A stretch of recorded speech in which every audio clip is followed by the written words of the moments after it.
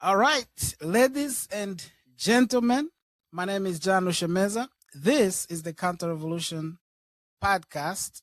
And today I'm excited, very, very excited, to be talking to someone from a distance I consider an older brother of mine, definitely a brother in Christ for sure, but someone that I really have grown to look up to and I listen. I'm probably going to be messing with him in this podcast because I have him hostage. But Kevin Briggins, is that how you say last name? That is it. Yep, that's Kevin Briggins, welcome to the CounterRevolution Podcast. Hey, man, thanks for having me. Yeah, I'm very excited. So, Kevin Briggins, you work with the CFBU, Center for Biblical Unity, and you do other things. You and Monique Doucent. Is that how you say her last name? Yes. Monique Doucent. I used to speak French one time. You guys do a podcast called Off Code. You guys go off code and upset a lot of people. And then you also have a Substack. Which is also, I think, Informed Takes. Yes, it's called Informed Takes. Can you, can you just talk, introduce yourself and talk about these things that you do and maybe why you do them? Yeah. So as you mentioned, I am the managing director for the Center for Biblical Unity. And what we do is we help Christians and churches deal with tough cultural issues from a biblical worldview. And so kind of the things that you typically talk about in terms of, the counter-revolution. And we were just talking before we started, and you talked about the revolution of 2020. And it's funny because I've never heard anybody call it that, but it's so accurate as to that's what it was. Yeah. And so, we as the church got bombarded with all of these different type of ideologies and the world trying to push the church a certain way, we came in to give a biblical worldview and a biblical lens to issues of race and justice so that the church didn't have to follow the lead of the world. And so that's why that's what I do with the Center for Biblical Unity. I write on my Substack about some of the same issues, but even then it's kind of more, it expands beyond that because I spent 22 years as an intelligence analyst in the Air Force. Yep. And so I try to write a lot on politics, geopolitics, along with culture and the things that we see going on within the church. And so it's kind of a big mix of things, but that's kind of what I do over there. And I've just tried to, my role is to speak out and just help the church, help equip the church. I did a pastor's webinar last night, and the whole point of that webinar is trying to equip pastors to deal with these issues and to encourage them to speak up and not be afraid to, say the wrong thing or upset the apple cart. We want people to be bold and just speak the truth in love. But I tell pastors, look, if you're not discipling your people through these issues and through these times, someone else is. Right. And so we really need the church to step up and be the voice in this area. And so that's what we try to do, is equip the church to be the church. And I have benefited greatly from your work there. I think definitely Center for Biblical Unity is a resource. I had never realized how much work that you guys have put in, Monique, you, Krista, to just give kind of crash courses and explanation, writings, videos. You guys have a number of podcasts and writings, speaking tours and things. Where you have like a bank of just Resources, man. Answering questions. Yeah. Resources. We've got 2 different curriculums that we created. One called Reconciled that talks about, us being reconciled in Christ and reconciled to one another. And then Kristen Monique wrote a book, I think about 2 years ago now. Yeah, it came out 2024. And then along with that book, it's called Walking in Unity. And we basically just answered the 10 top questions about race, unity, and justice that came into our ministry. And we actually did a video curriculum to go along with that. And so we're just trying to equip. At the end of the day, we're an education and apologetics ministry, but we're a little bit different because we like to handle things in real time. You know, if something happens, we might jump on a live stream that day and help people walk through it and talk through it. Whereas a lot of ministries, they might take the time and they might put a white paper together. They might do a full study on it, and it's great stuff, but it's not timely. It's not. And so that's what makes us a little different. And that's why we have such a wealth of resources, because we've done so much work. We've written so many articles and done so many podcasts and live streams and brought on special guests that were, experts in certain areas. Just trying to equip people. Yeah, very good. So one of the things that you have been talking about has to do with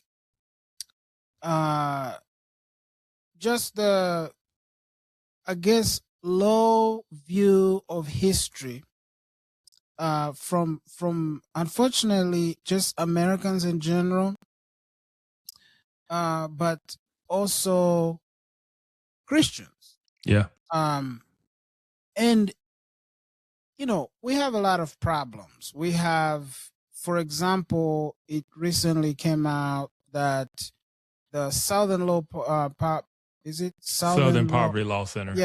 Yeah, that was obviously a sham, something that a lot of people knew for a long time, but no one was listening.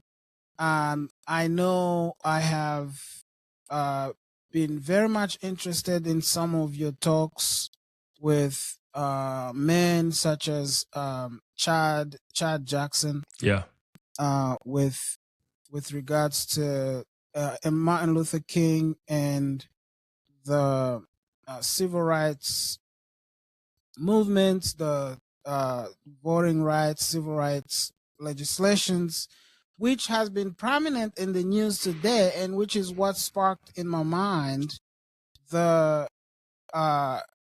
thought to even reach out to you finally. I've been procrastinating for a long time, but I finally decided to reach out to you because I realized I haven't thought about it this way before. You were just talking about the 2020 revolution, cultural revolution. There were, the left saw their moment. Yes. I would imagine they probably planned it out. I'm a conspiracy theorist like that. And that whole thing just happened on us as planned, and they moved in. Black Lives Matter had been agitating for a long time. What is, like, how did you come to think that, were you always what's the better word here? Not woke? Yes. Were you always unwoke, or what happened? What happened to you, man. So I grew up in the South. I grew up in Birmingham, Alabama. I grew up in the Black church. Like, I grew up the stereotypical Black Southern experience, right? And so I grew up learning about the civil rights movement. Black History Month was a big deal growing up at school and at church. Like, it was just a big deal. And so I was fully aware of all the history, but at the same time, like I said, I was raised in the church. I came from a very strong Christian family. And so I was raised with very strong biblical principles. And so I actually started coming in contact with the woke stuff around 2016, 2017, because it hit our church really hard. And so as serving as an elder in a predominantly white church, and dealing with this issue of wokeness and the race stuff, and 2016 was the Trump election, and it was just really crazy. And so I had to find out, what is this thing that is just driving my friends crazy? Like, why are my friends losing their mind? And they're just completely different people now. And so I knew something wasn't right because I had a strong biblical Christian foundation. And so when people were coming with these, not just accusations, but I'll give you an example. Complaining that the church leadership isn't diverse enough, or complaining that the pastor isn't quoting from enough Black theologians in his sermons and stuff like that. Right. I'm like, that's not, first of all, we do not shepherd the church on a racial quota. That is not how we choose and decide who leaders in the church are. And also, like, the goal is to be faithful to the text, not, and so like, something didn't seem right. Despite them using words like justice and all this, it didn't seem right. It was clearly coming from a place of anger and grievance, and not from a place of biblical or spiritual maturity. And so it was very easy to reject it because it just didn't align with the biblical foundation that I was raised with, even in the Black church. Right. And so, and also I didn't have an identity crisis. I'm a Black elder serving in a predominantly white Southern Baptist church, right? Mm-hmm. I don't have an identity crisis about my Blackness. Like, I am I'm from the hood. Like, I'm from the inner city. I'm from the Black church. Like, I grew up with that. Like, and so like certain people struggle with this identity crisis thing. I just never struggled with it. And so it was always about what is true.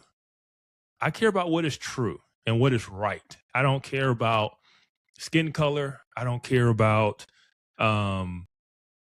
Blackness or whiteness or any of that stuff. I care about what the scriptures say, right?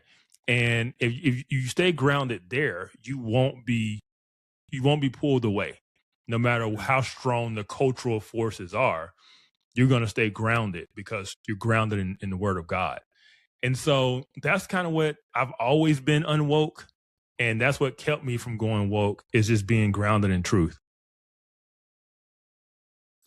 Yeah, that's interesting, because I tend to think of my own story. Obviously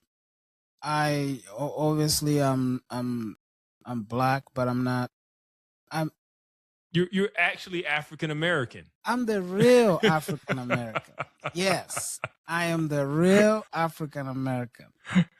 However, I tend to hit into a wall of, wow, you don't know the struggle. Mm-hmm. I remember I was in a debate in a Facebook group, one of those Black something groups.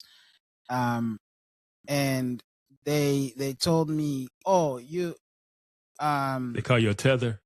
Yeah. Yeah, you're not really part of the struggle.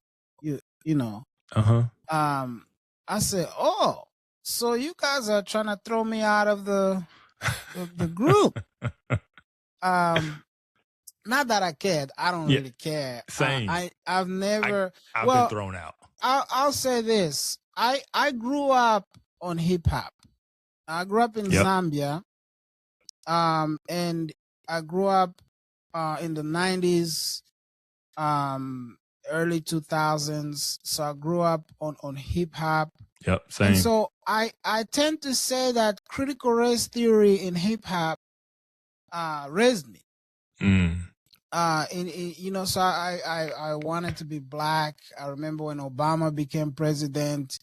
I always tell people, and I was here then when Obama became president, and I always tell people that if I could vote then, I would have voted for him, not because I knew what he stood for, but simply because he was black, and Yep. that's what you're supposed to do. Yep. And I know millions of people voted under that philosophy of. And I can he's tell you black. right now, I did not. When you talk Yeah. about how long have I been unwoke, Yeah. since before then. Yeah, Right. and I'll tell you, I remember when I first heard of black people that didn't vote for Obama. I was like, what? They exist? I didn't know. Yep. I remember hearing a video of Vody Bacum telling people not to vote for Obama. I was like, what? What's wrong with this guy? Yeah. But anyway, so I was into hip hop. I was in the streets. I didn't really have to go to the streets. My street life was a choice. It was utter rebellion. I grew up in church. My mother was a faithful woman of God. My father was an honest man, an honest. There was no corrupt bone in his body. He wanted to earn everything that he had. And so I just rebelled against that understanding, because in my mind, looking at my life, as a refugee, I grew up a refugee. I just thought things were unfair, because I didn't bring any of this on myself, and neither did my parents. My parents did everything you're supposed to do. My parents worked hard in Africa, in Rwanda. By the time I was born, we were nicely placed in an upper middle class in Rwanda, and we were on the way. And then one day, overnight, the rag was pulled from under my parents' feet. We had to pack up and leave our country to never go back. And so I always thought life was unfair. I didn't want to hear it. I was like, no, I'm gonna take what's mine. That was my thinking. Until obviously I rededicated my life, or God, depending on your philosophy, I got to the end of myself and remembered to go back home. I would have voted Democrat, not because I thought about it, but because it sounded like that's what you do. That's part of what we do as black people. But this sparked what you were saying, because now looking back, I'm thinking, you've been bewitched. There's really no good reason why you think these things other than, so I remember when the guy tried to take away the black card from me, I was like, bro, I earned this card. I grew up in the hood. I've been to prison. I did everything you can think of in Africa and here. Who are you anyway? They said, nope, you're not. You never had it. I said, oh, because I'm gonna tell you, to be black in the way in which they mean it, it means to be politically black. Yes. Right. To be down with the struggle, to be politically black. If you're not this, then you're not black. Right. Okay. And so, they've taken over what it means to be black and labeled this struggle and this oppression narrative. And that's why even today with black people, it is so hard to get them out of it, because it's their identity now. Yeah. Right. The identity is struggle. The identity is oppression. And when that's your identity, you're going to always make sure you have a struggle. You're going to make sure you always have an oppression. Yeah. And so when the black leadership and then the Democrats get up there and start saying, oh, this is Jim Crow 2.0, and this, like, that stuff resonates, because now all of a sudden we activate and we're back in the march. We're back in the fight. We got to continue Dr. King's struggle. And like, that is our identity. That is all we know. We know nothing but marching and protesting. That's it. And we're so easily manipulated, and that switch turns on so quick, because our identity is rooted in that's what we do and that's who we are. No matter how much things change. Because think about the inconsistency. They would say you're not part of the struggle as if the struggle is of past, right? And you weren't here. That's not your history. Yeah. But then they will also complain that the current system is still oppressive and wrong. So like you would be part, if the system is jacked up against black people, clearly you would be part of the struggle because you're black, right? You be getting discriminated against, you be facing all this racism, but they exclude you because you haven't been raised with the victim mentality we have. That's why we don't like when Africans come over, because you look like us, but yet you tend to succeed and not have the victim mentality. And so we say, oh, well, you're not black, you're not part of the struggle. It's like, no, they don't have your mindset, right? And that's what separates it. And so, it's all about being politically black. And that's what determines, to them, blackness. Yeah, you make a good point. We I said this to you in another live video that you were doing. I also benefited from, I believe, and for good reason, that I benefited from not having gone to school here. Especially, I didn't go to high school here. And when I finally went to college, I went to Bible college in a conservative institution to the degree that it remains on point. So because when I look at even my own siblings that I came here with, who were much younger than me, they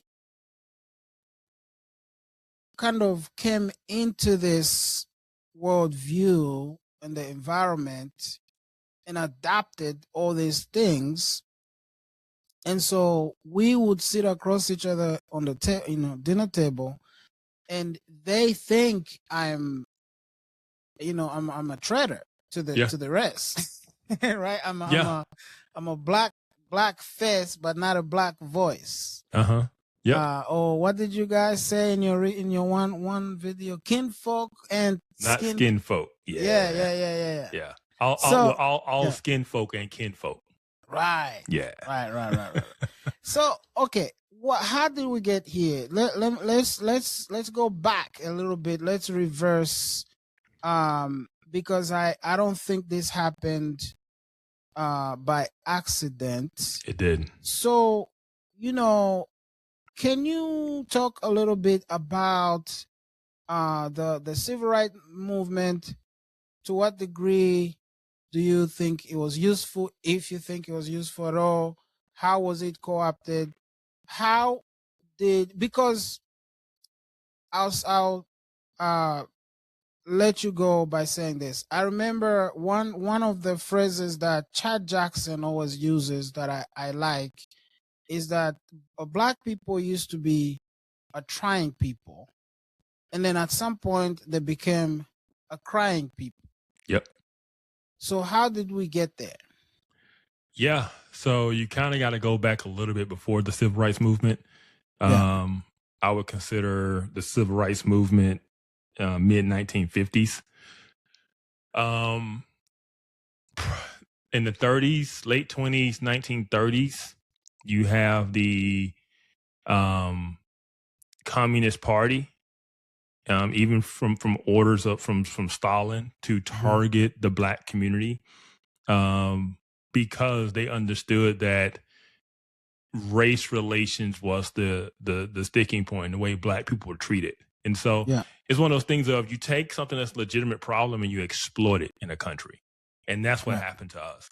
And just so happens to be black people were the pawns in this war between the communist Soviets and the capitalist, West. And they targeted black people as their targeted, tool to drive dissension within America. And so by the time you get to the mid 1950s, you're talking about it's been, 2 decades of indoctrination and infiltration, I'll call it infiltration. Yeah. The Black community was still heavily conservative, biblical Christians. And that was one of the reasons the Soviet Union, at first, they didn't succeed because it got rejected. Black people were rejecting this communist stuff. Yeah. But they realized, well, then the way you reach Black people, and you have to Christianize it. You have to get to the pastors, you got to train the pastors, and you got to wrap it in language of Christian language, right? Yeah. And so if you understand that's the playbook to finally, infiltrate Black people, well, then you can understand how a figure like Martin Luther King comes along and is kind of catapulted up and lifted up as this model and leads this new movement, this what we call it, nonviolent protest, right? And people talk about nonviolent protest like that's something Dr. King made up or came up with. That strategy had been being used by the Communist Party and the labor unions for a long time. Like the labor unions would do the same thing. They would go, not pull a permit, go march, right? Non-violently, knowing that the police are going to come out and hit them with the clubs and put the hoses on them. And like, that wasn't a new tactic. Dr. King learned that tactic from the communists. And so, and so that's what he would do. And that's what happened. You took Black people who, no, we used to turn woke now. The term woke was even back then. A lot of Black people, especially Black people who didn't live in the South, didn't really understand or didn't walk around with this kind of oppression mindset, this victim mentality.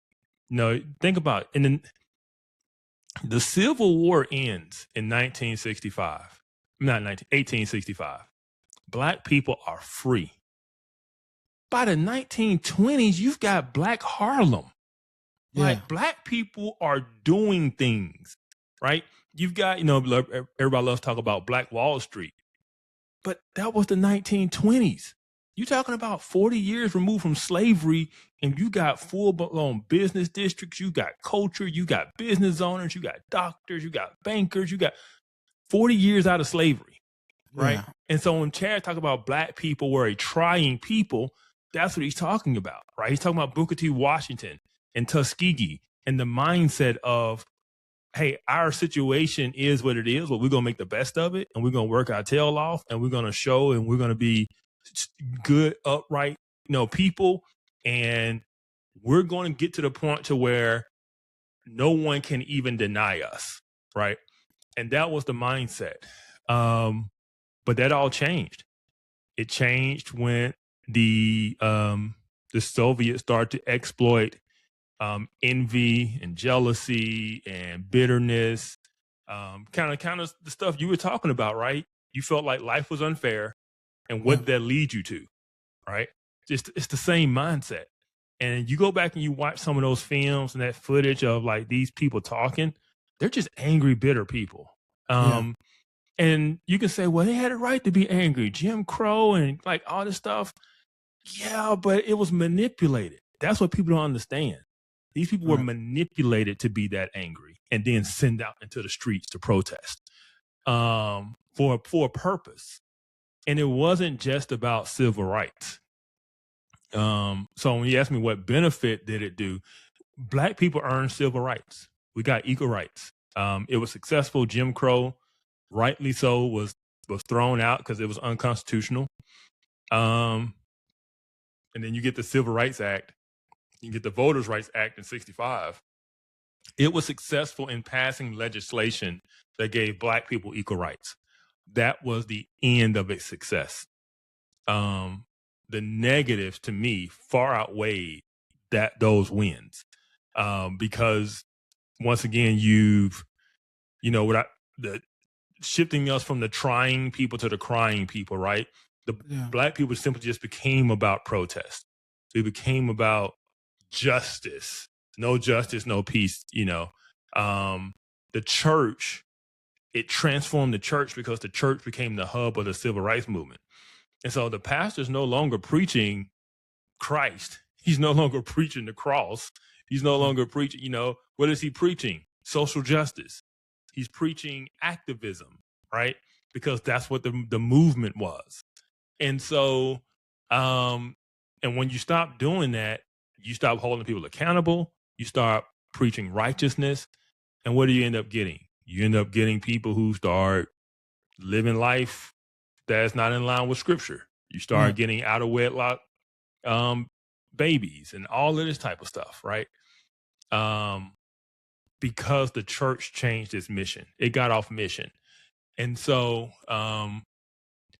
so from there on, and then after the civil rights movement, after those successes, it's not like, this is the thing about movements and organizations.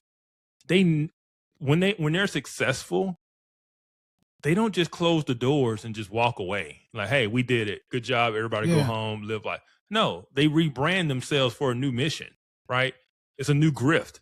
And the civil rights movement is no different. It went from civil rights legislation, okay, we got that passed, to, oh, now we need a mass redistribution of wealth, right? We got civil rights, but we ain't equal. And we still got to be equal. So now Dr. King's going around and pushing for this mass redistribution of wealth, right? And he worked with Lyndon B. Johnson to do the war on poverty. Well, that turned out bad for the Black community. Because what the war on poverty did in its policies was it subsidized single motherhood. And so in 1965, the out of wedlock, the Black out of wedlock birth rate was 25%. So 25% of kids were born outside of marriage. And that was an uptick, and that was viewed as a crisis in 1965. By the time you get to the early 80s, 20 years later, you've got over 70% of Black kids are now born outside of marriage, right?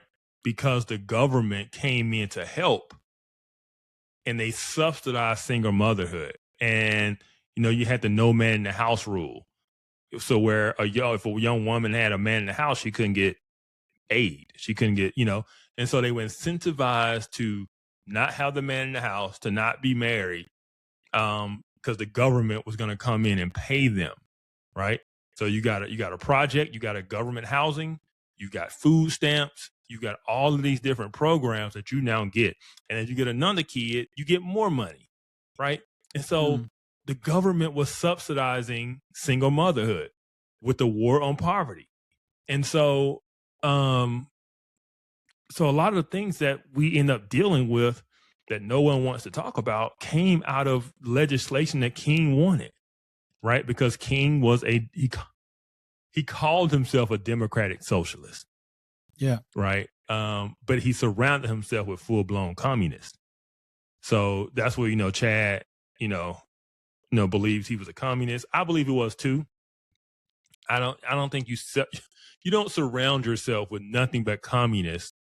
Yeah. Openly talk about your disdain of capitalism, and you not be a communist yourself, or at least sympathetic to it.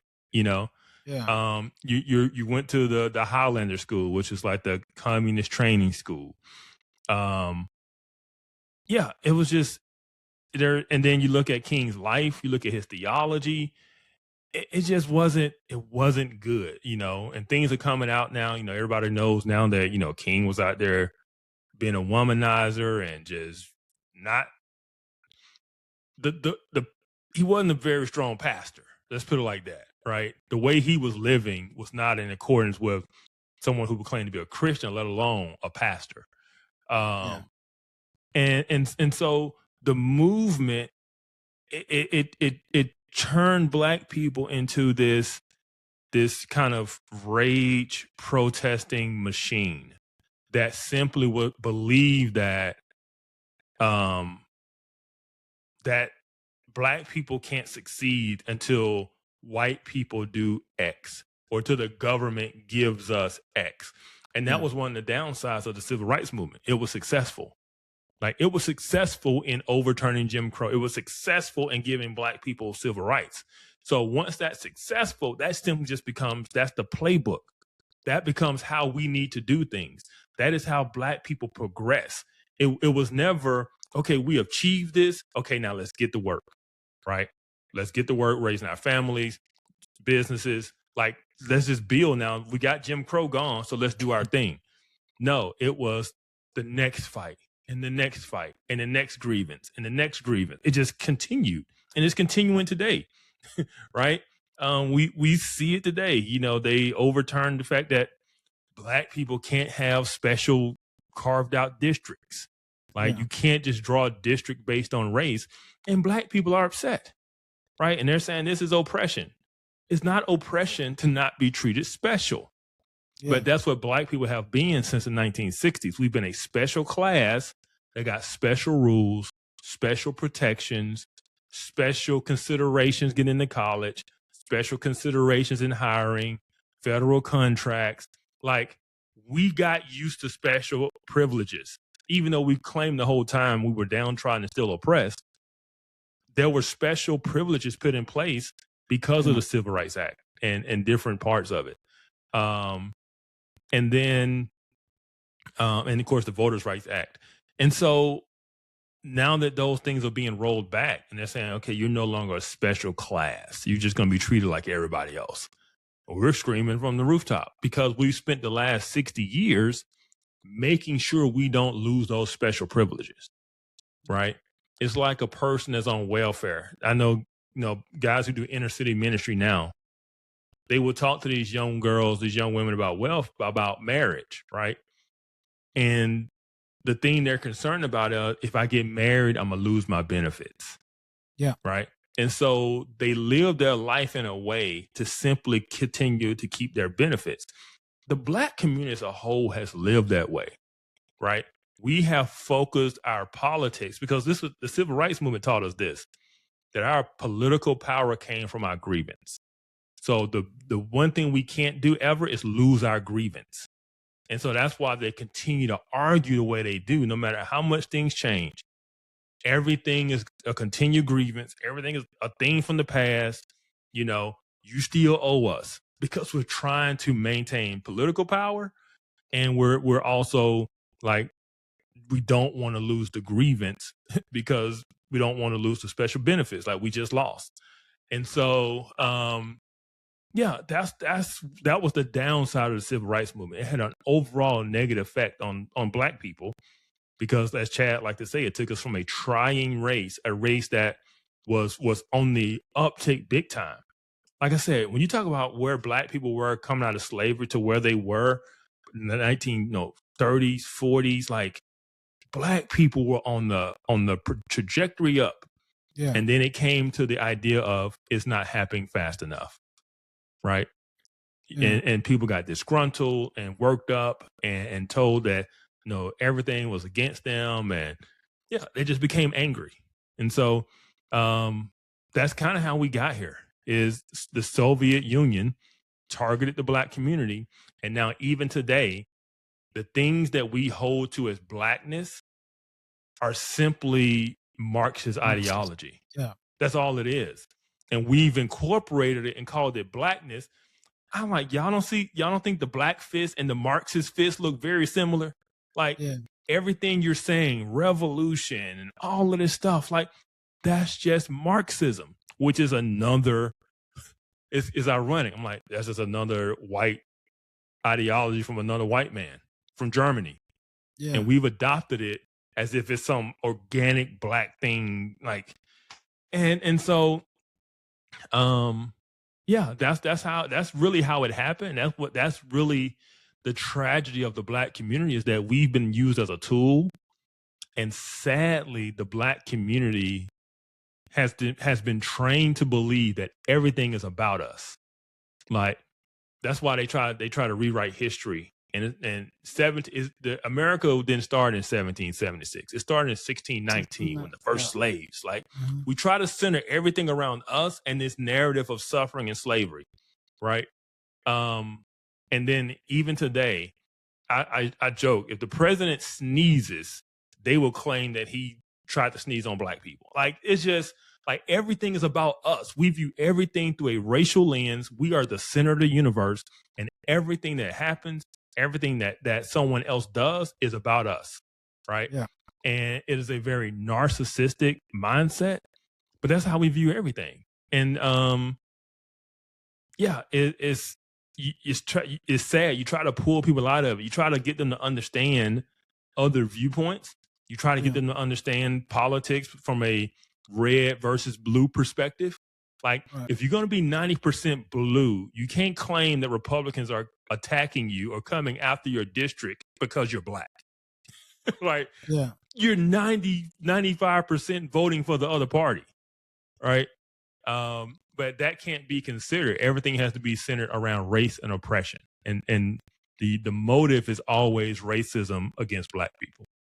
So yeah, and we were taught this. I was listening to your discussion with the gentleman that's running for governor in Minnesota. Kendall Falls. Yes. Yeah. And he was talking about E.B. Du Bois. Mm-hmm. And the thing that I found out, actually, the first time I found out was through my friend Lennox Califungwa. Yep. Is how E.B. Du Bois was the one that convened the conferences of African leaders. Yes. To bring about the independence, the kind of liberation movements in Africa, liberation from the colonial powers, in independence, and the fact that they basically switched from the West colonial powers to Moscow. And to that's what people don't realize. Communist Party. Yeah. If you want to know what's wrong with the black community in America, you want to know what's wrong with Africa, it's the same problem. They both turn to Marxism because they just rejected what they were under, or what they felt abused them, and turned the other way. And they don't realize that the issues that they're having is because they're all socialists, right? African countries became, anti-West, anti-capitalism, and they went hardcore socialist. And then when it fails, people still want to blame colonialism, right? Yeah. It's like, no, you rejected capitalism. You rejected the things that work for things that don't work based on your ideology of, I don't have anything to do with that, so I'm going to go over here to this. And then when it fails, you still want to blame the people you want to blame other people. And it's the same thing in the black community here in America. Yeah. We turned away because we call all that stuff whiteness, right? We call it whiteness. You can't, when I was growing up in school, if you were smart, they would say, why are you acting white? If you spoke proper English, they say you're talking white. And so the values became very anti-white. And then when you don't get the results, when you don't, go as far in society, when you don't value certain things like education, now you want to point to disparities and say, oh, well, things are still unjust because of the disparities. It's like, you rejected the principles that lead to success, right? And now you want to blame other people. It's the same thing in Africa, And so, a lot of people don't realize that. And a lot of racist, I've had to deal with people who have certain very strong racist mentalities towards black people. And what I mean by that is they see the dysfunction and they think that justifies their views on race, right? But what they don't understand is that, no, the black community in America and also in Africa are just products of Soviet influence. Yes. This is what Marxism leads to. It destroys the family. It destroys economies. right? It destroys everything it touches, you know? And so that's what you're seeing. It's not that, oh, black people are just inherently X. Like, no, this is the result of leftist Marxist principles. And you're seeing it's no different than what you're seeing in San Francisco, right? And all these other places, these highly progressive places. Those people that are there that are all dysfunctional aren't black. They're white, right? But they've adopted the same destructive principles. Yeah. And yeah, this is what it does. And I try to get people to understand that the issue is ideological, has nothing to do with race. It's culture and ideology. Those are the two things. And if people just understood that, will be if you want to have good solutions, you first need to understand what the problems are. And we don't do a very good job of diagnosing the problems, because the hardcore, black person with a fist in the air and the white supremacists both have the same lens of everything is about race. It's crazy. They hate each other, but they're just alike. Yeah, they all stem from the same humanistic starting point, and so it's always gonna end up in the same place, because it's from the start, even with Abel and Esau, same thing. It's always when one person loses sight of the most important thing, or they put their eyes somewhere else rather than on Christ. This is the inevitable. The people that killed each other in Rwanda, where I come from, they all look alike, which is why the whole racism thing never made sense to me to begin with. Right? Because the people in my country look like you. I could tell some of the differences, right? Because the Tutsis tend to be kind of Nilotic, they call them, descend from the northern kind of eastern side, from Ethiopia and going down Kenya and all that side. Yeah. And the Hutus tend to be the Bantus from the West, West Africa, that migrated east and mixed up with other tribes as they went. So we can see some of the differences that are really not like. It's all stupid in my view.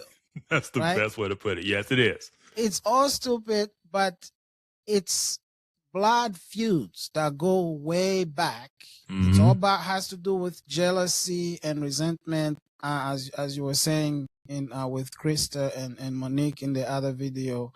It all has to do with unforgiveness and just grievances, and so they have nowhere else to go but to pick up rocks and machetes and start doing what human and think about what happened in Rwanda. Like, think about the rhetoric that fueled that, the radio messages and the things that was encouraging that, and just stirring up the grievance, it's the same thing we see today. And that's why we push back on a lot of this stuff.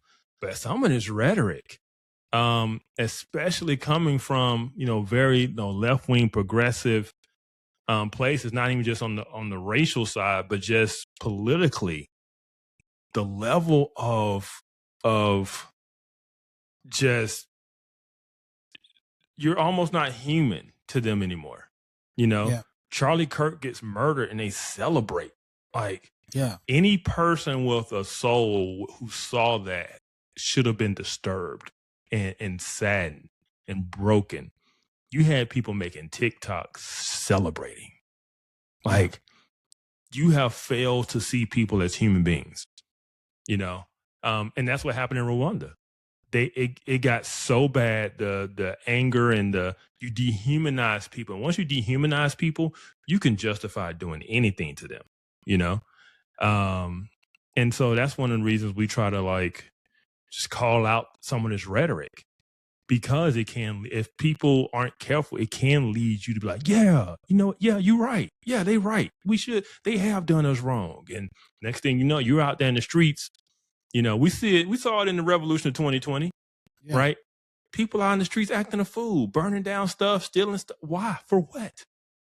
Like, who stirred you up? And then you go to the rhetoric, listen to BLM and their rhetoric, listen to the Democrat politicians and their rhetoric. It was all to stir people up. And it's just human nature. It is human nature. But here's the thing. People don't realize that they're just the pawns. Like, people are just using you. They're manipulating you for their own purpose, right? Yeah. And Vladimir Lenin, it is my belief, or I heard it somewhere, that Lenin used to say they're useful idiots. Yes, yes. I still use that term today because it's so accurate. That's what they are. They are the useful idiots. And I don't know if you ever seen the video of Yuri Bezmenov. He's the Russian KGB. Yeah. And he's talking about like the liberal progressive. And he was like, they think that they're going to rule when we come in power, but they're not. Yeah. Right. Basically, they're going to get the bullet to the head. That's the way it works. You know, they're just you're useful to use. Yeah.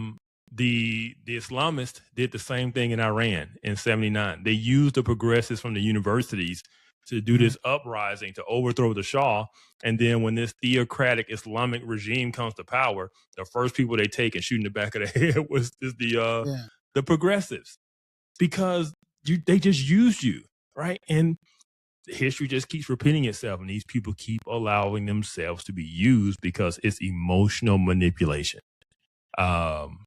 And you try to warn them, you try to say, hey, look, this is what's going on, you know, but it's emotional. They're not thinking, they're just simply acting in emotion. And that's always a dangerous thing.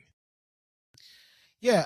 So, real quick, one thing I was thinking when you talked about Martin Luther King is I am okay with saying he was a communist or a Marxist, but he doesn't have to be, in my view. As I have been looking at all these things closely, for example, as you know, my big thing is education. I don't think John Dewey was a Marxist. I don't think John Dewey was a Marxist. John Dewey was a collectivist. A lot of his views and Marxists will overlap, right? Yeah.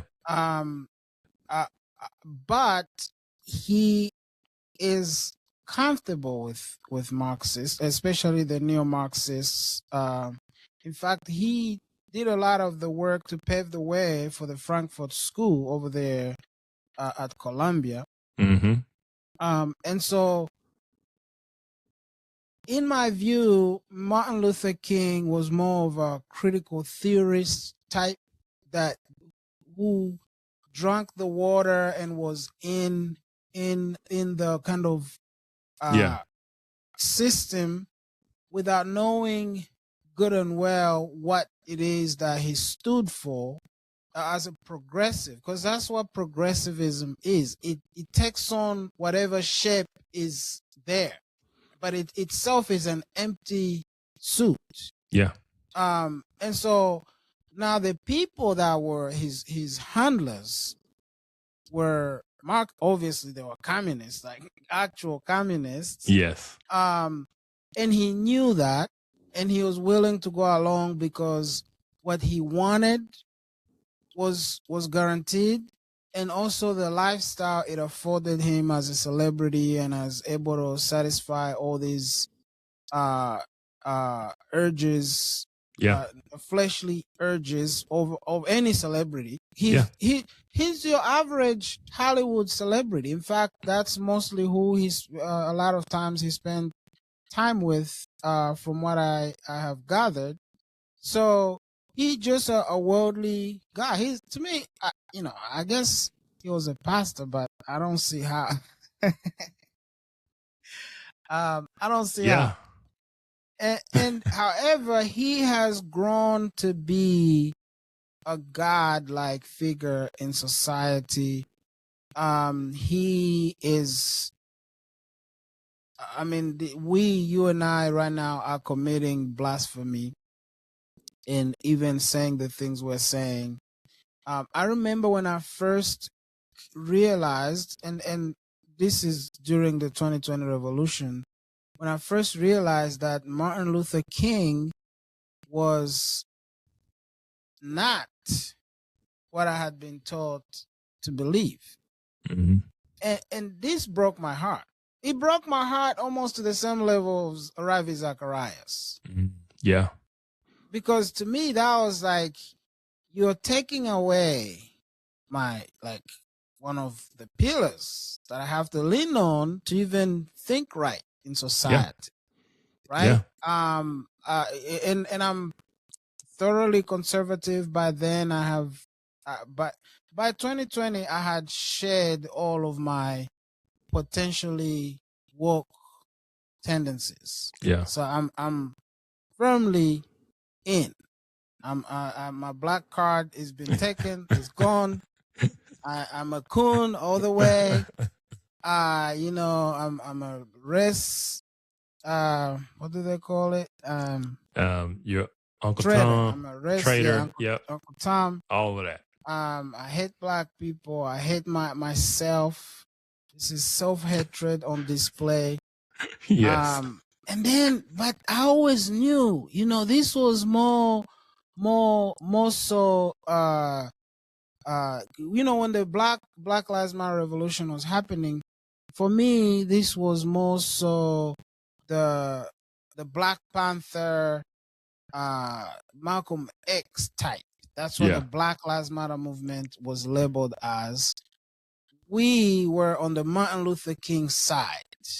The if you're gonna protest, be nonviolent, and we're going to be judged and judge others by the content of their character, not the color of their skin. And then I was forced to now judge Martin Luther King by the content of his character, and he came up short big time. He did. I was brokenhearted, bro. I've never said this out loud before, but it broke my heart. And then when I went to say it out loud, I realized, oh, wait a minute. Everybody knew this. At least the people that I was around, and I'm around a lot of black people, older civil rights era people, and they basically told me, he without sin cast the first stone. I was like, hold on a second. Yep, that's how they explained it away. I was like, no. This is not the same thing. I've done a lot of bad things, but this is different. Nope. Yeah. You have to take what he did, the good stuff, and you have to excuse the other stuff because he is still.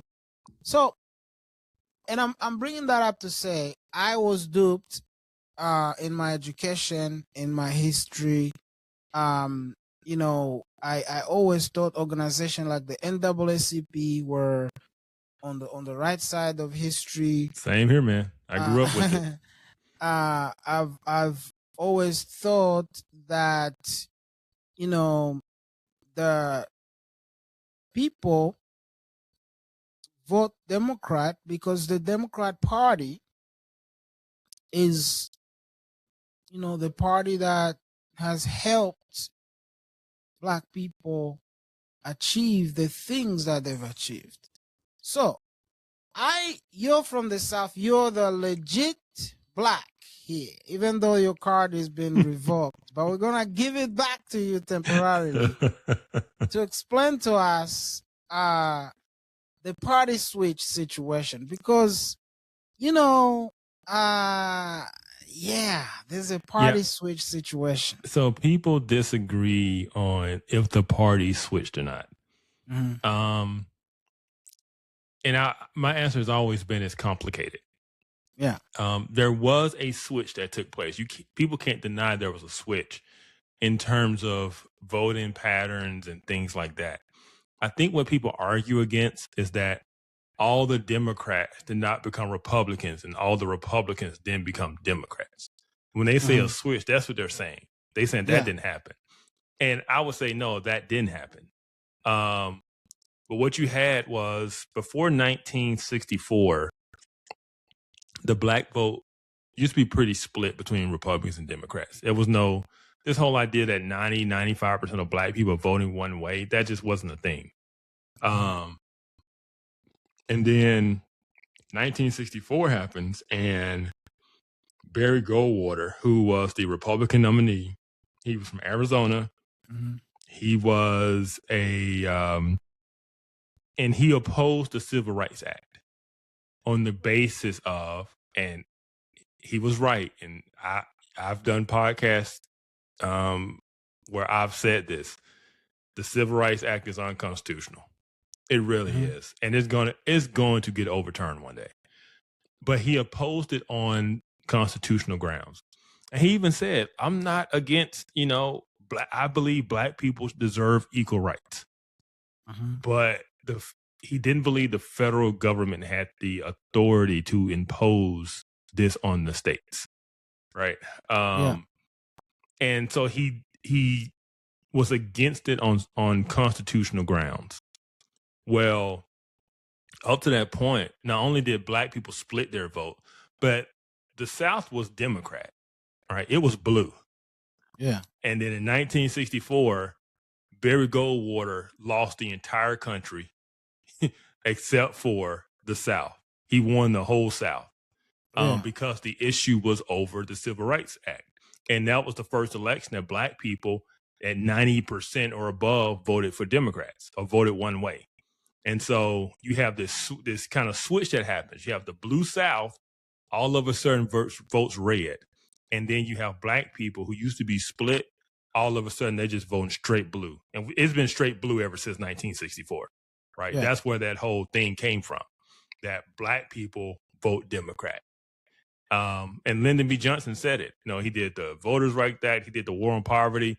And he said, I had these Negroes voting Democrat for the next 200 years. And he's been right for 60. And so that's kind of how that happened. But this is why I say it's complicated, because that was in the federal election. And when it came to state elections, the South was still voting Democrats.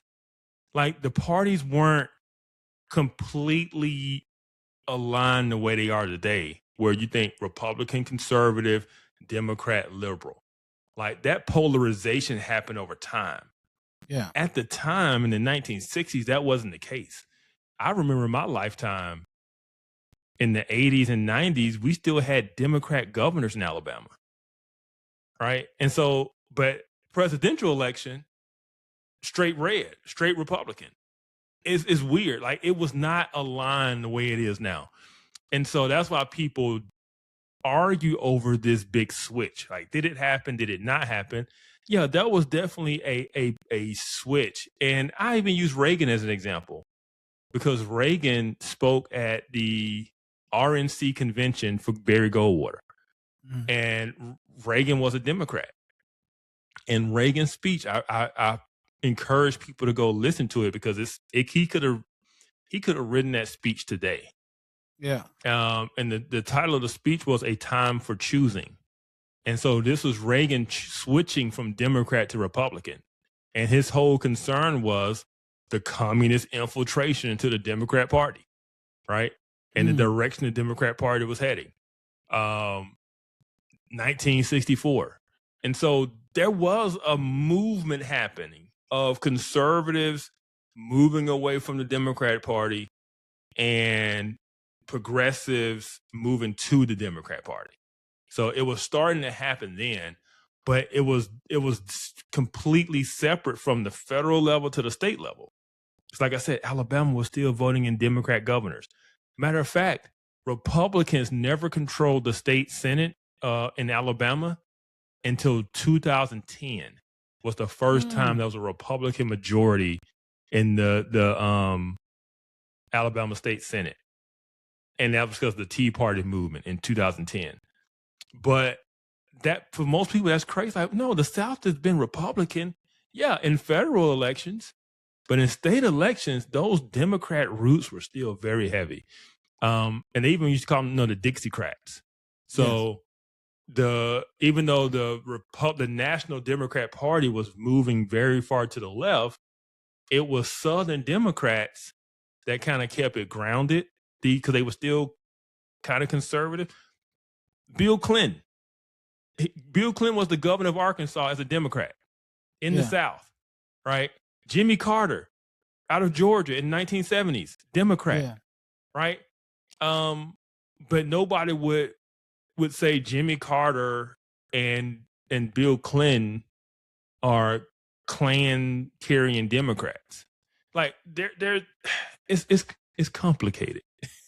Yeah. It just wasn't as clean cut as it is today.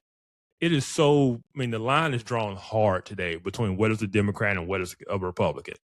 And that just was not the case back then. And so Democrats want to say the big switch happened because they want to absolve themselves of the legacy of Jim Crow and all that stuff in the South. Mm-hmm. And Republicans want to hold them to it and also not take the blame today as if they did it,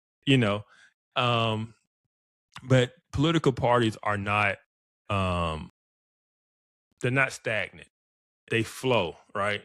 I can just tell you, even in my lifetime, I would have never thought that Democrats would be pro-war and Republicans would be like anti-war isolationists. But that's what happened with Ukraine. Democrats were arguing for, we got to fight Russia, and Republicans was like, no, Russia ain't that bad. We shouldn't even probably get involved with this. That is a complete 180 from everything I've known from both of those parties, right? And so you can see how parties can switch platforms. The people then switch, but they switch agendas, they switch interests. It's all strategic, right? And that strategic change happened in the 1960s, where the Republicans saw an end with Southern whites called the Southern Strategy. And then you had Democrats realize that the black vote was really very important. They went after the black vote. It's all incentives and strategy. And so, so all that to say is it's complicated. It's very muddy. It wasn't straightforward, but there was a change in voting patterns in the South, at least at the federal level, even while the state level stayed pretty consistent for a while. And then eventually the state level ended up changing over in the South from Democrat to Republican. So. Yeah. And for me, I've noticed, like, to me, Trump is a Democrat. He is. He's Bill Clinton. Yeah. I know he's the chief of the Republicans, but I just see a big government. I see a lot of liberal, strategic liberalism and progressivism. I'm like, that's what we have right now. But is he a Republican? Yeah, Trump. That's why I say, conservative. When he gets called far right, fascist, and I'm like, Trump ain't far right. Yeah. The dude is basically Donald Trump's from New York. He's a lifelong Democrat. He's from New York. He's a New York Democrat. His policies and the way he talks about things is almost identical to Bill Clinton in the 1990s. Yet people forget Bill Clinton ran on tough on crime, right? He passed the big crime bill that 94 that people complain about. He was big on border control and security, right? Trump's economic policies about tariffs There's a video going around of Nancy Pelosi in 1996 arguing in the Senate how China's ripping us off and this unfair trade balance. And I'm like, that's Trump today. That was Nancy Pelosi in 96. Like, and it's the thing, Trump just hadn't changed. They changed. They moved.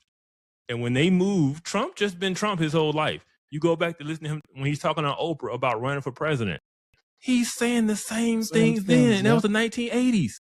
Right?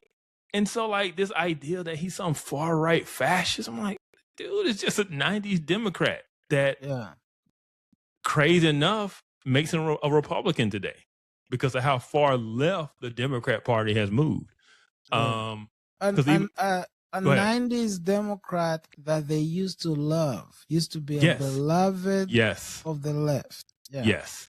And I'll say there's only one Democrat, there's only one conservative Democrat left in the South, and that's Joe Manchin in West Virginia. And the Democrats hate him. That's my guy. Because he's old school. He didn't go progressive. He's an old school. And this is the thing about the South. One of the reasons the South stayed Democrat so long is because the Democrats basically controlled the labor unions and the farmers and stuff like that. And so these people had deep ties and loyalties to the Democrat Party based on being, working class. And so that didn't just change overnight. And so Joe Manchin is in West Virginia. They're Democrats because they're working class labor union people, not because they believe in drag queens and all this other nonsense, right? But he's the last one left. There are no more conservative Democrats left anywhere in America. They're all on the progressive train. And so that's kind of how it all happened and how we got here and kind of why things have shaped up the way they shaped. And Trump is just a 90s Democrat that today is called a fascist. Okay. I do have to do, we've been going for a while, but I have to do this. You are talking a lot about Black people. You are talking about the history, a lot of very important stuff. White people, white liberals specifically, and maybe conservatives, but who are guilty, who are riddled with guilt. Can you talk about their impact, their aid to this problem? Because, and I'll tell you this, my view is this. Along the way, there has been, if we can go back to how, going back to when you said the civil rights movement, enter Martin Luther. Even with Martin Luther King, I can see from the historical record that there was whites who were outright communists who knew what they were doing, but there were other whites who were caught up in the emotional theater, and then there were others who were manipulated and guilt-tripped basically into going along aiding these problems. You talked about the war on poverty, the Moynihan report. Yeah, the Moynihan report being rejected and thrown out as racist. Well, you didn't talk about it here, but I've heard you talk about it elsewhere. So can you talk about whites who have not been helpful? Yeah. So, we talk about, one thing that people don't realize is that, but depending on what side of the aisle you're on, America has two foundings. Most of us would say America was founded in 1776 and Declaration of Independence and all that stuff. To the progressive, especially the white progressive, America was really founded in 1964 in the Civil Rights Movement, in the Civil Rights Act. Yeah. AOC recently made a comment on a podcast. Ironically, the podcast was on Russian television. Yeah, you can't make it up, man. But she was talking about, she said, Black people created our democracy. Black people created our democracy. And so if anybody knows anything about history, and you try to make that statement work with 1776, it's like, that makes no sense. Black people were all slaves. They did not build democracy. What are you talking about? She's talking about the Civil Rights Act, Civil Rights Movement. And so for them, that is kind of like the true founding of the America that they love and care about. And anything before that is tainted, racist, bigotry. It's imperfect. It's, illegitimate. And so they don't appreciate anything that came before it. That was all bad. And now when they talk about, we got to know, when they say Trump's a threat to democracy, they're not talking about, 1776. They're talking about the gains they believe they've made since 1964. They're talking about this bureaucratic system they've put in. And I say that to say, when you believe that is kind of the moral founding of the country, your belief of what it means to be a good person is rooted in that. And so supporting that cause, supporting Black people in general became the measurement of whether or not you were a good person. Because anyone who didn't, you were the bad people. You were the Klan. You were the racist, right? No one wants to be that. So you always got to be on the other side of, they say, the right side of history, right? That's what they're talking about. And that became the moral stance and position of what I would call the liberal religion, the progressive religion. How do you become a good person? You support all of these social justice things, right? But as you were asking the question, like, it wasn't helpful. It wasn't helpful. You can have good intentions, but when you treat a group of people as perpetual victims, that's not good. It's not good for them. When you and this is the thing, I talk a lot about Marxism and stuff. Most of these people have no idea that the worldview that they swim in is Marxist. Most Black people would not call themselves Marxist. Most of them wouldn't even know what it is. But their worldview is steeped in it. The lens in which they see the world is through that lens. They have no idea. And the same thing for the liberal progressive. They would never. Most of them wouldn't call themselves Marxist. But they see the world through an oppressor and oppressed lens.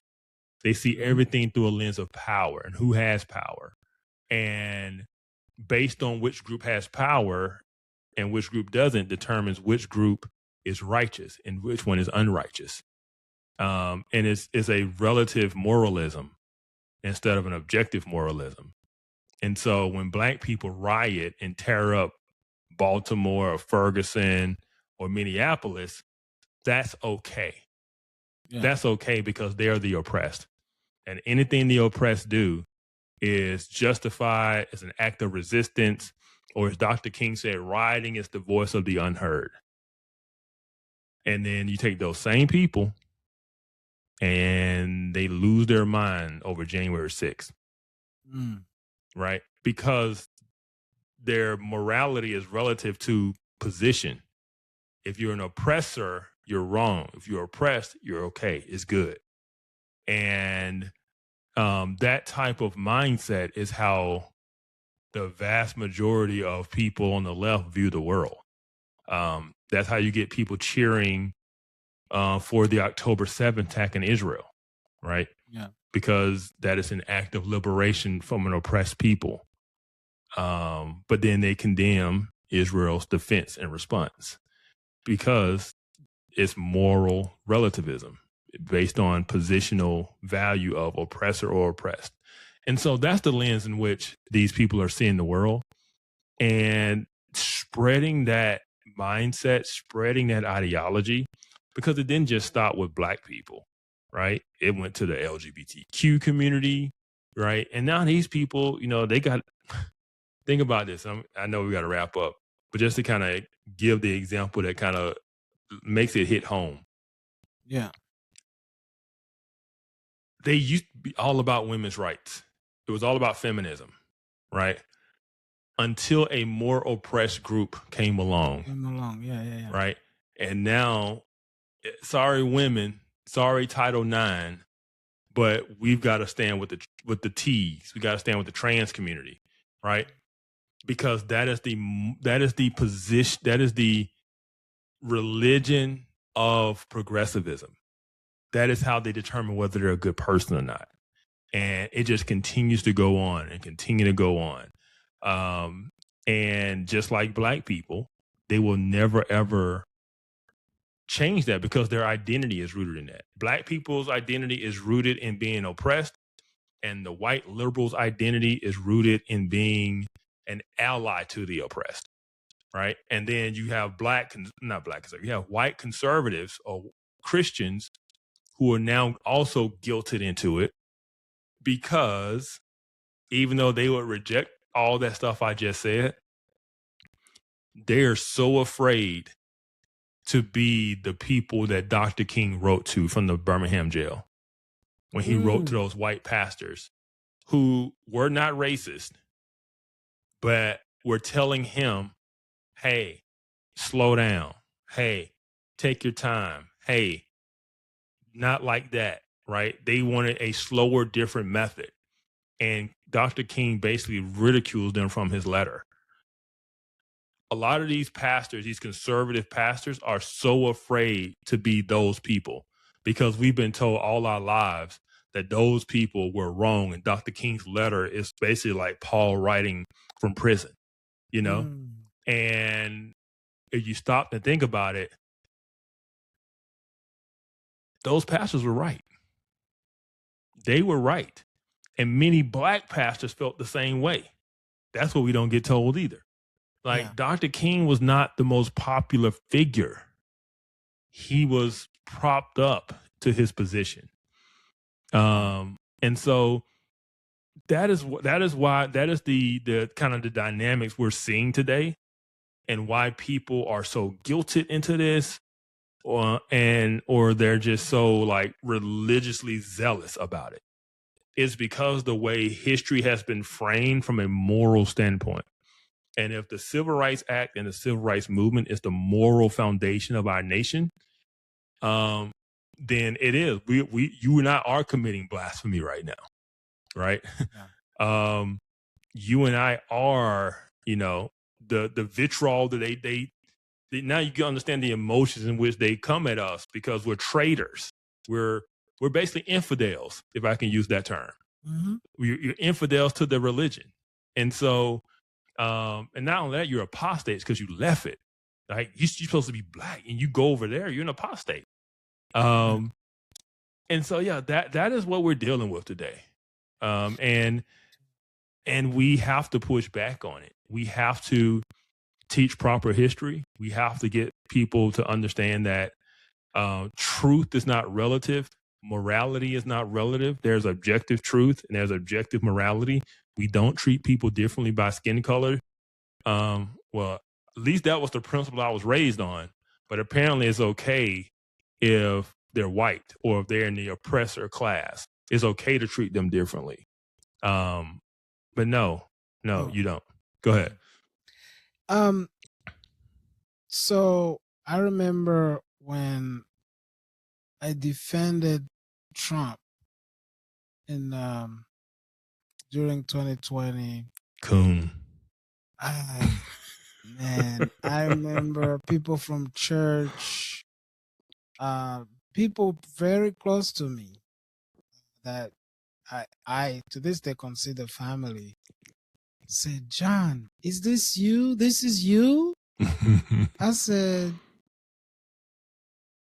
what are you talking? I didn't change my view. I mean, wait, you thought I was voting Democrat? I mean, I'm like, it was shocking to them. Like, John, is this you? I said, yeah, what? Right. And another thing too that I remember that drove me crazy was that book, White Fragility. Oh man, that book is horrible. Robin DiAngelo. Yes. Even to this day when I listen to her, I'm like, what happened to you? Like something had to have happened to her because she got indoctrinated. Like that's insane. Yeah, and that's why you have to understand it from a religious perspective. It is a different religion. That's what it is. Yeah. And you believe it and you hold to it with religious fervor, and you cannot ever turn away from it. Because I like to tell this story of, and during COVID, they came out and said, hey, if you've had your shot, you don't have to wear the mask. And there were people in California who continued to wear the mask, even though they had been vaccinated. And basically when they were asked why they were doing that, because they didn't want anyone to think they were conservative. Because conservatives had been stopped wearing masks, right? We was like, we're not doing this no more. That's a good point. Yeah, but they didn't want to, even though the CDC was like, if you've been vaccinated, you're good. You don't have to wear a mask. They kept wearing their mask because it just became the symbol of what it meant to be on the right side, to be a good person, right? Yeah. This is a cult. Yeah. That's what it is. And so you have to understand it from that mindset. This is a religion and this is a cult. And even when it doesn't make sense, even if you show them, something, even if you tell them or show them the truth, they struggle with it. And one last example to prove this point. If you've ever seen them do those college campus interviews and the person gets stuck with the answer when the answer is obvious, say something like, they talk about the biological difference. Are men stronger or stuff? And they're like, all that kind of stuff. Then they say, well, then shouldn't we not allow men and women's sports? And it's just like the silence. And you can tell their brain is broken because they know the answer, but they know if they say the answer, they're not deemed a good person. Yeah. Right. And then they end up walking away or not wanting to answer. And I'm like, that's a cult. That is a cult. They have to regurgitate the proper doctrine, or else they're going to be in trouble. They're not the good person. The mob's going to turn on them. Just like it tried to turn on us. Like when you try to walk away or you're not in line, they call you every name in the book. They try to shame you into being in line. That's what's going on. That's what's going on. And that's why it takes, people like us like, no, I don't care. Yeah. And you said something in your, I watched that talk. I was laughing. You, Krista and Monique reacting to the video from Viola, the podcast, the show. Yes. And you said, don't call me. Don't nobody call me. And the reason I thought that was funny is because during the revolution, the George Floyd situation, we had I had a lot of white folks calling me, and believe it or not, some of them were apologizing. Oh my goodness! Asking me, and And my question was, like, I remember this one lady, I just turned to her, like, frustrated. Like, I said, "Are you a racist?" She said, "Oh, no. Oh, my gosh, no." I said, "So then what are we talking about?" If you're not a Exactly. racist, why are you apologizing? Like to me, let me know if you're racist, then I'll know to walk away. But Yeah. if you're not a racist, what like I'm telling what? you, Yeah, the indoctrination, the guilt, the all white people are racist, or all white people benefit from systemic racism, or like all of this stuff was just meant to guilt people. And yeah.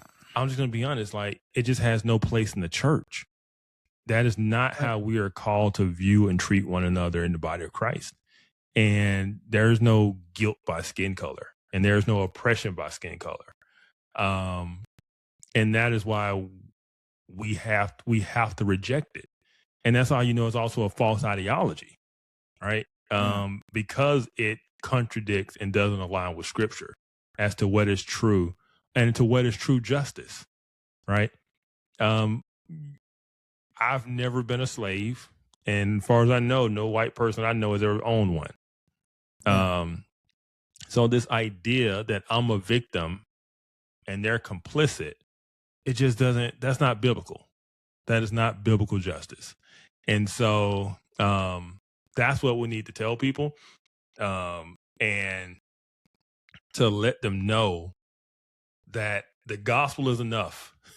The yeah, gospel is enough, and we are reconciled to one another through Christ. And there is no work for you to do. I know they like to say, do the work, do the work.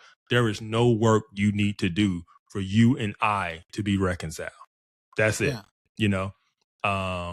And this is what people don't understand, and why Christianity works, and why it's also very different than everything else. Because in Christianity, in biblical Christianity, forgiveness costs you something, right? The exactly. person who forgives is the one who suffers. It costs you something to forgive people. And that's a very radical thing. But that is the thing that we need in our society more than anything. And I've said this many times, the way to move forward and heal is not reparations. It's not white people, because the reparations will just lead to something else, another demand. That won't solve it, because the issue is a heart issue, right? Hmm. And until black people forgive, there's nothing else we can do. There's nothing else that can be done to free them or free us, because we're stuck with the guilt and the bitterness and the anger and the grief and all of this stuff, right? To be free from that, you have to forgive. And that is what no one sadly wants to talk about. That's what no black pastor wants to preach on to his black congregation, is to forgive, right? Yeah, Because we so hooked on justice and give me what you owe me. You know, the parable of the 10,000 talents, where, you know, the servant goes before the king and he owes this ridiculous amount of debt, and he asks for mercy, and the king spares him mercy and forgives, not just giving mercy like, hey, you got more time to get my money. No, he forgave all the debt. And this is what I mean by the person forgiving, it cost you something. The king forgave the money that's owed to him. He yeah, wasn't getting it. He said, you're good. We're good. And then the servant gets up off his knees and runs out and sees someone who owes him a much smaller amount of money. And he grabs him and he says, give me what you owe me. And of course, he begs for forgiveness, and he doesn't show any forgiveness. He throws him in jail so he should pay he could pay the money he owed. That is what black people are doing today. We get on our knees and we thank God that he's given us grace. He's forgiven us of our sins and all of this stuff. And then we look at people who have wronged us and we say, give me what you owe me. Give me justice. There's no grace. There's no forgiveness. Black people have become the villains, and we don't even know it, because we're so caught up with this idea of justice that is simply just Marxist grievance. That's all it is. That's all it is. It's like, no, go and forgive those who have wrong. The Lord's Prayer, forgive us our trespasses as we forgive those who trespass against us. It's like we don't say it. It's like we forgot it. We want to grace for me, but not for thee. And until Black people accept and realize that we've become the villains because we failed to fully live out the true gospel and to forgive those who have sinned against us, nothing's going to change. There's no reparations check that's going to change the hearts and minds of Black people, or white liberals for that matter. And so that is the strongest message. That's the last message they want Black people to hear. Yeah, and I was gonna say too, as you were speaking, I've been thinking about this a lot, and that is that forgiveness precedes reconciliation, and without reconciliation, the invisible system, kind of systemic barrier, it still looks like it's there because you're looking through the lens of forgiveness. So the enemy couldn't have, I don't see, like, to me, this is the smartest tactic from the enemy against an entire group of people. 100%. Because if you're operating from resentment and because all resentment is holding on to the past. Yep. And so you're holding on to that system that was legit at some point, right? Yep. That's how you see your world even today. And that's where you transfer into your kids, and they grow up seeing a similar, the same exact same thing, which is crippling them from birth, which is why, as you were saying, many of us come from Africa or from Asia or from South America and come here and don't see that ceiling because we were never really raised into this grievance kind of ongoing.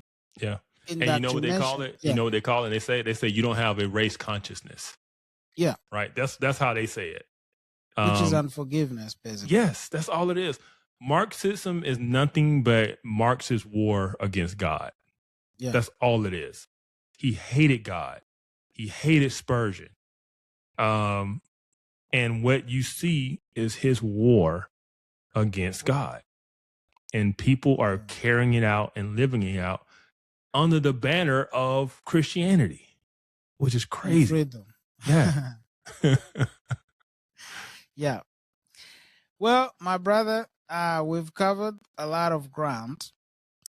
So I don't want us to go too deep, too far from here, because then nobody will. But I have one last thing I want you to say in closing. Okay. This has to do with the Center for Biblical Justice? Unity. Because obviously there's a secular version of unity. There's a secular version of justice, social justice. There's liberation style theology that has nothing to do with really the Bible proper. And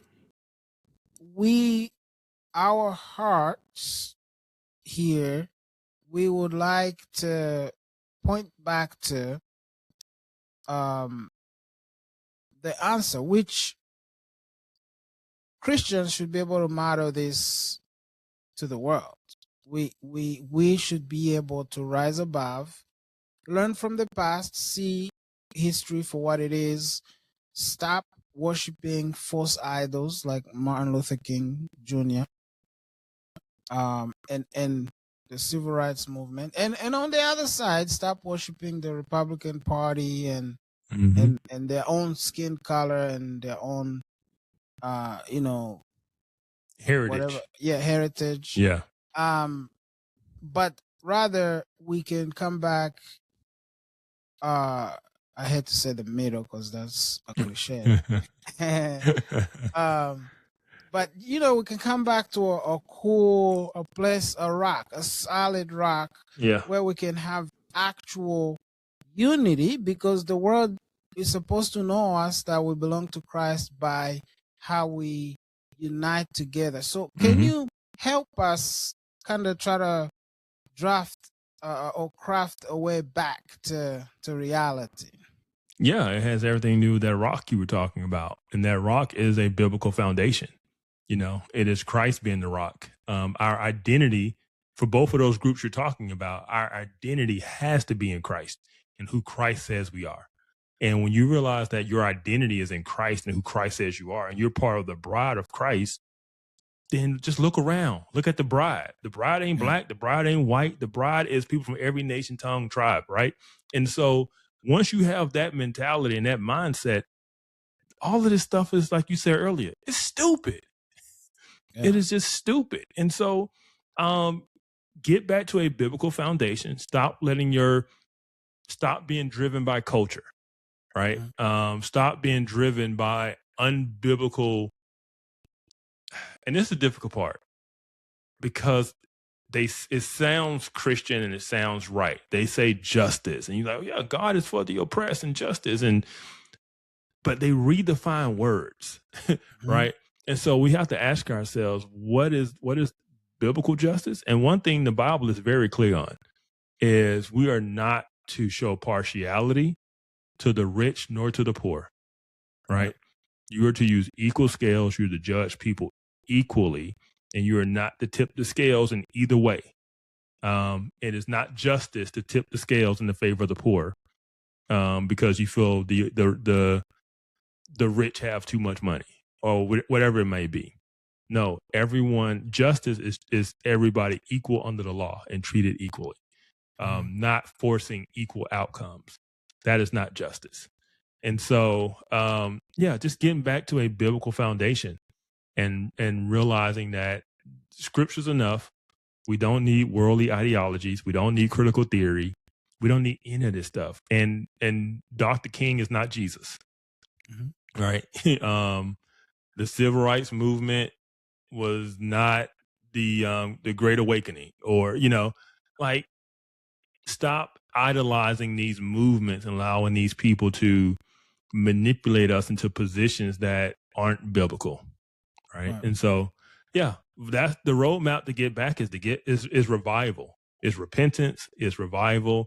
And as I was saying earlier, in terms of the black community and black leadership and all of this stuff, it's forgiveness. It is forgiveness, because ultimately the vast majority as a whole, like you could talk about white America, and white America has largely repented of its past. It realizes it was wrong. So much so, and this is how I prove it, because somebody might hear this like, that is crazy. So much so that they now are criticized for color blindness, right? Yeah, they're criticized now for saying, okay, yeah, that was wrong. You don't treat people by the color of their skin.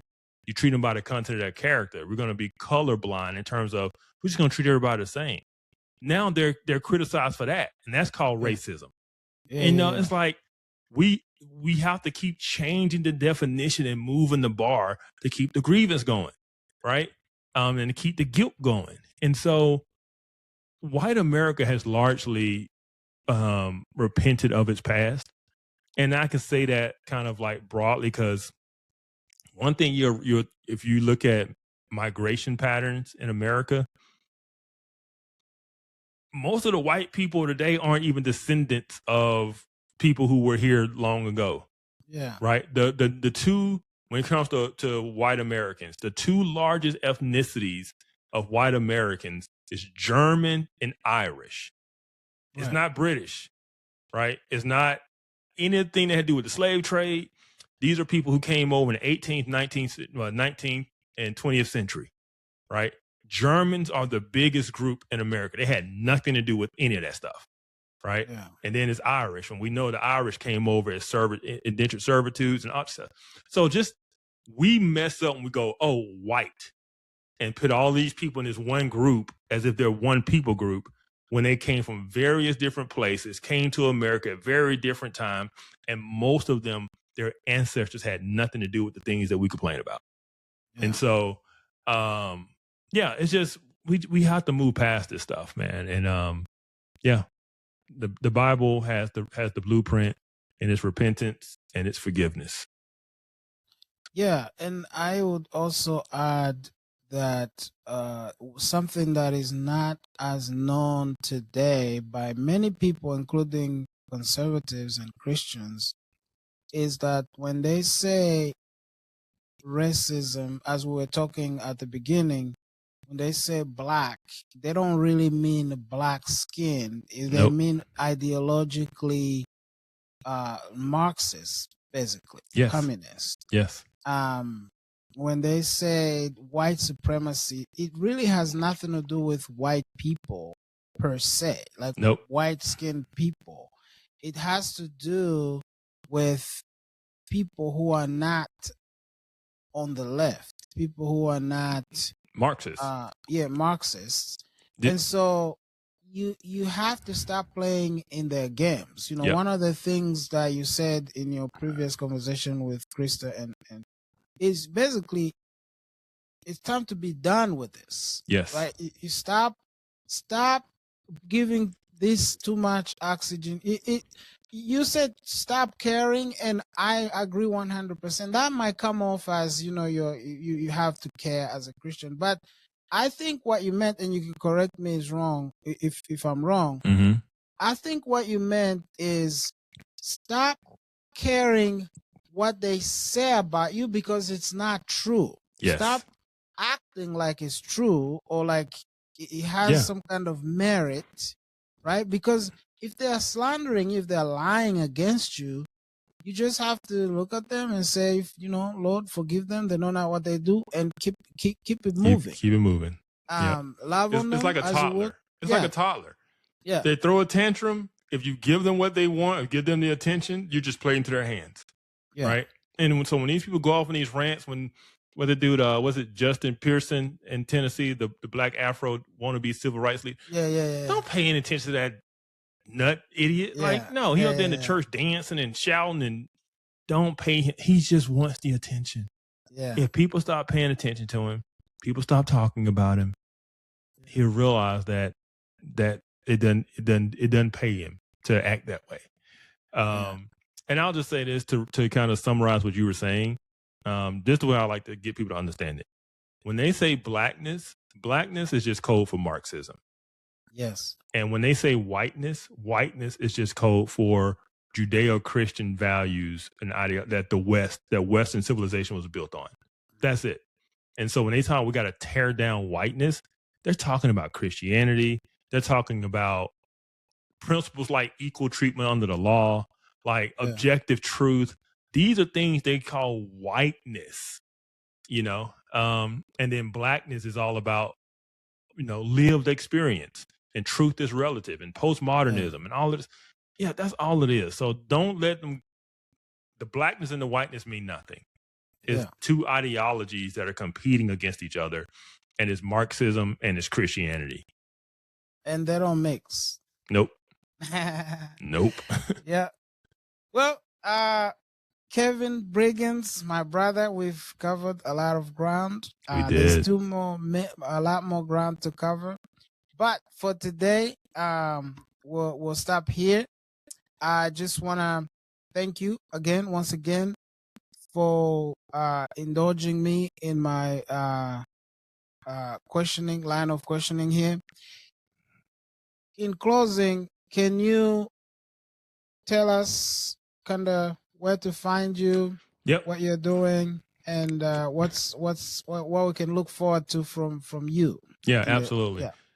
So I typically tell people, if they just Google my name, Kevin Briggins, everything, it'll all come up. I'm the only Kevin Briggins in the world. And so, but yeah, you can do that, or you can just find, go to centerforbiblicalunity.com and you can find us. And then anywhere on social media, X, Facebook, Instagram. Yeah. Yeah. So yeah, just Google me or go to centerforbiblicalunity.com. Okay. And I'll link some of that in the description.